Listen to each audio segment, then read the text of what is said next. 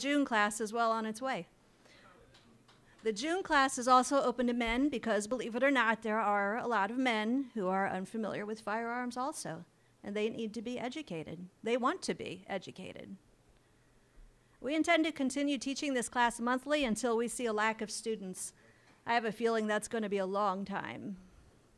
I also want to thank Tanner Sports Center, who made sure we had enough ammunition to run this class.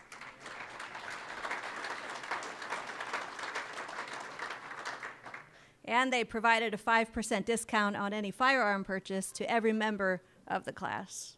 A couple women already cashed in on that. Last Friday night, we introduced 40 women to the positive experience of learning about firearm safety, ammunition, the difference between pistols, rifles, and shotguns. And on Saturday, all 40 women, we didn't lose a single one overnight, they all returned. We didn't scare them off, and they shot rifles, pistols, and shotguns, many of them for the very first time. You should have seen their happy faces.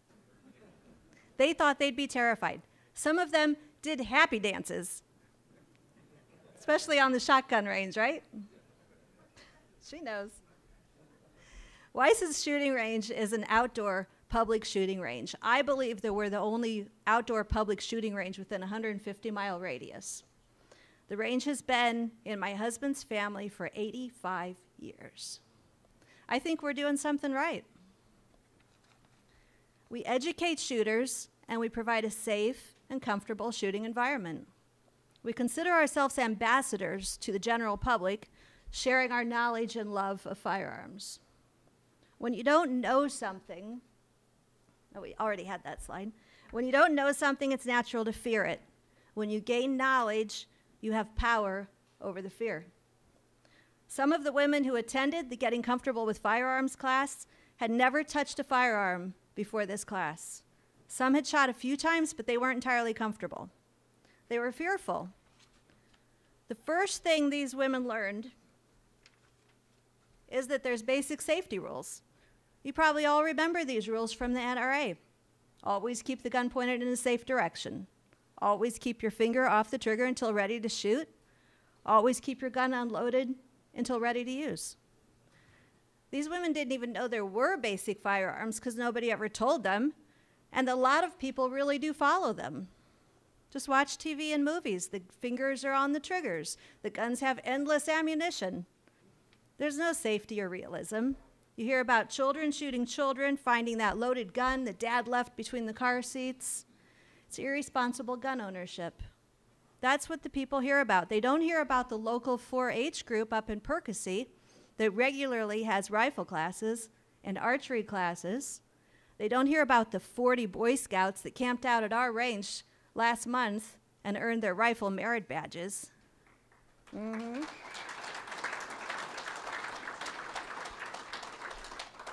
They don't hear about the positive, safe shooting aspects, the competitions.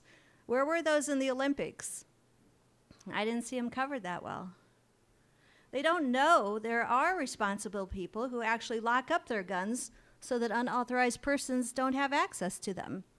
No wonder people are afraid of firearms.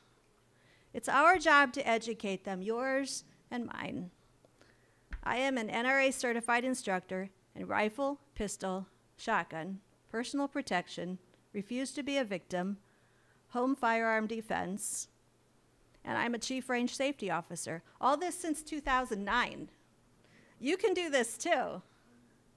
At our range, we have an NRA training counselor who can make anybody who wants to an instructor. We have 4 chief range safety officers, 25 range safety officers, 25 NRA certified instructors just at our range alone. They all share their knowledge with every shooter that comes and make sure they have a safe experience. I challenge you to bring someone to a range this week. It doesn't have to be my range, although that would be really nice. There's lots of indoor ranges around here. Share the safety rules with them. Show them a firearm. Explain how it works. Let them handle it and get comfortable with it. Give them time. Help them make their first shots. Make it a great experience with them, and they will share that with somebody else. You can be sure that each of those Boy Scouts that came to our range and each of these 40 women that were here last weekend all told at least one person what a great time they had. And that spreads the positive effect. Share something positive. Show that you too are an ambassador for safe, responsible shooting. Come out to the range. Thank you.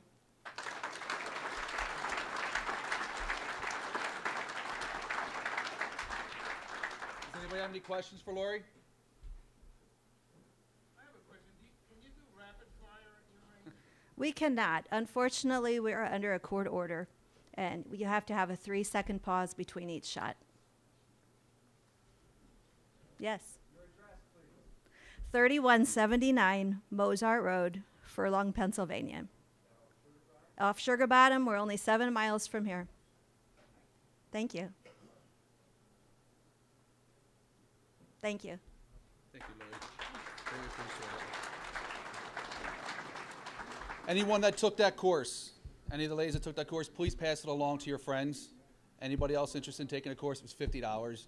You will not find a course like that again. Lori and her crew worked tirelessly putting that course together. She is booked through the whole entire rest of this year. She went and found time once a month so we could put this together to help educate people on gun safety and especially with shooting. So any of the ladies that took this course, please pass it along. Let other people take advantage of what you took advantage of. It was a huge success. I couldn't be more proud of what Lori and her crew did over at Weissens. Tanners for helping us out. They rushed us ammo literally within 5 minutes before the next class started. So that's a huge credit to everybody that put everything together for this. There you go.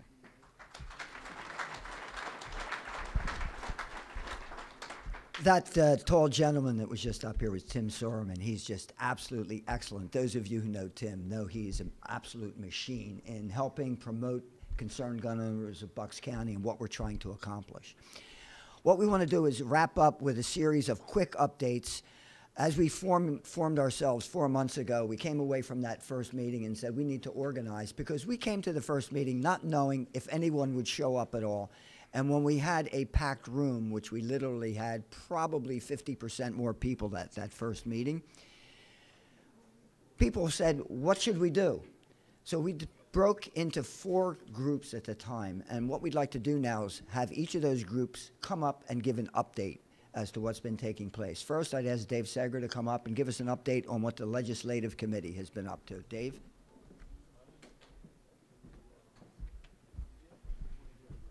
And after you leave Lori's range, you go and call Mike Fitzpatrick's office.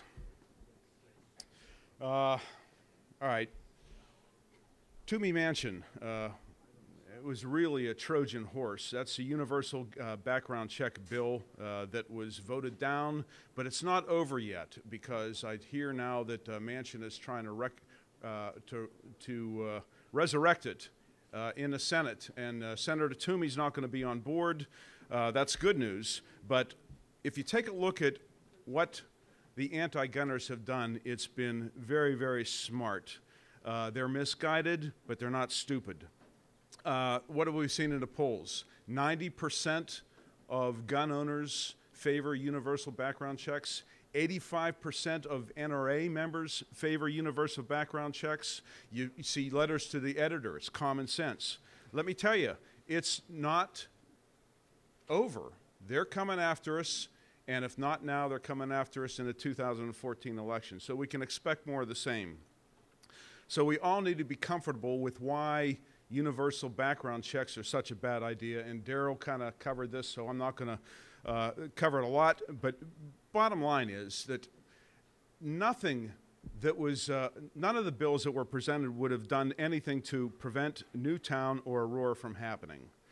Now that's bad enough in itself, but it almost guarantees, because they're not addressing the real problems, that it's going to reoccur. And they know, the anti-gunners know, that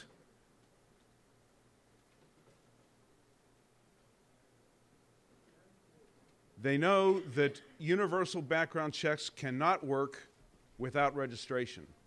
So even though this bill contained anti-registration language in it, It's only a matter of time, the next tragedy, and all of a sudden they come out and they say, well, you know, the only way that this can work is to have registration. And we know that registration leads to confiscation.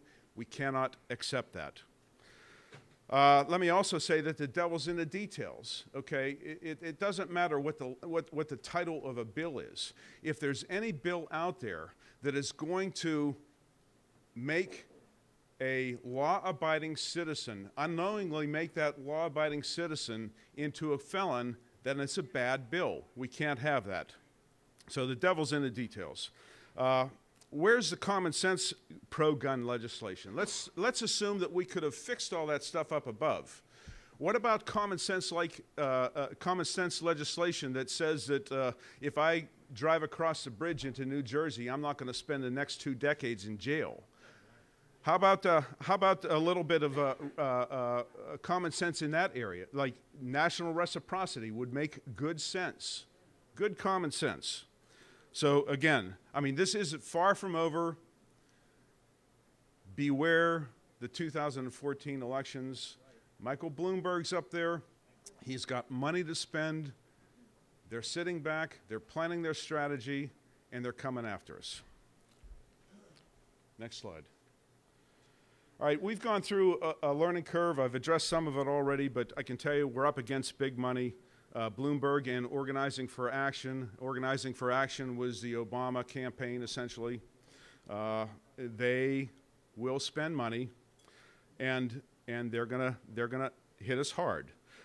We pretty much decided that a Bucks County footprint is not enough for us to be effective. Now, I will tell you the good news. I mean, Mike Fitzpatrick definitely knows that we're here. Almost every board meeter got a personal phone call from Mike or was invited to his house to discuss legislation like the Toomey bill. So he knows we're here. But I will tell you that I think that if the Toomey Manchin bill had gotten to the House, I think he would have voted for it. So we have our work cut out for us. But at least he knows we're here, and for that we should feel good. We've come to the determination, there's a lot of good gun groups across the state of Pennsylvania, but nobody has us organized across the whole state. So that's something that we need to work on. And whether I don't know, whether it's going to be Concerned Gun Owners of Pennsylvania or whether it's going to be some kind of alliance between groups, we don't know. We have to begin those talks now, reach out to some of these groups and get to know them a little bit and see how we can work with them. Really came to the forefront with Senator Toomey. I mean, we can go talk to Mike Fitzpatrick, but unless we have a statewide presence, it's hard to impact Senator Toomey. Let's take a look at HB 357.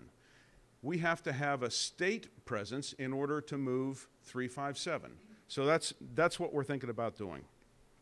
So this is what we want to accomplish legislatively. At least this is the thinking right now.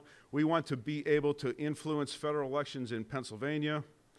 We want to influence state elections, influence local elections of opportunity. And what I mean by that, there are some MAG mayors out there, mayors against illegal guns, a lot of them in southeastern Pennsylvania. We want to go after them. If we can't convince them to fall off of that list, to take their names off of that list, we want to find somebody to run against them.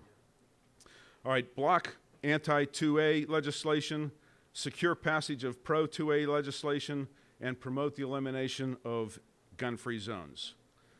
So we don't want to replace the NRA or the GOA. What we want to do, we want to be their muscle at the local level and at the state level. NRA, you know, I mean, they'll tell you. I mean, last time we had a couple folks here from NRA ILA. 2 people represent southeastern Pennsylvania. They have 1 lobbyist in Harrisburg. That's just not enough. Gun Owners of America, I mean, they're doing a great job. I think they deserve your support along with the NRA. I left a membership brochure on all your seats. It'll be $20 well spent. Please take advantage of that. So we've got our work cut out for us over the next couple months. We're going to sit back, not sit back, but regroup, rethink, what we want to do along state lines. And Steve's going to talk a little bit more about that later this meeting. I would also like to say that Carlo Grilletto is going to work with me as we pull this together, and Carlo has already reached out to Senator Toomey and received a positive response from Senator Toomey. He wants to work with us to make sure that this doesn't happen again. I think that's a real positive thing. So thank you, Carlo, and I still have the list of volunteers. I still have the list of volunteers from, was it 2 meetings ago? 2 meetings ago. We will be reaching out to you. I apologize for not having done so already, but we need to get this organized as to how we're going to work effectively across the state. Thank you.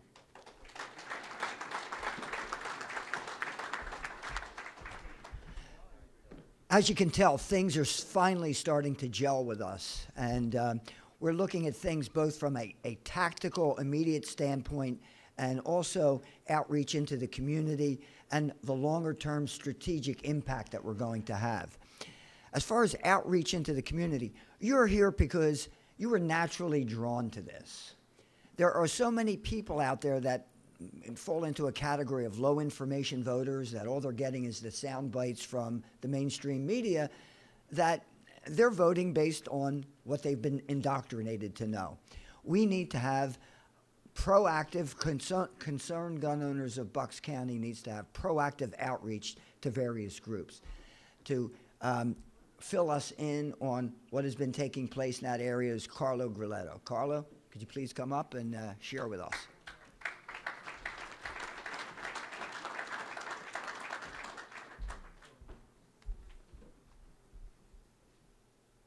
Okay, so as Dave mentioned, we have gotten some positive response. Actually, to Representative Fitzpatrick credit, he did have a caucus with us, and Rob Boyson and Bob Galdo here was involved in that. So we had a discussion before the Toomey vote came around. It was split. I will tell you, it was split. There were a lot of NRA members there. There were actually... Oh, sorry. So they're okay. Usually I speak loud enough because I can't hear that well that you don't need it, but anything can help.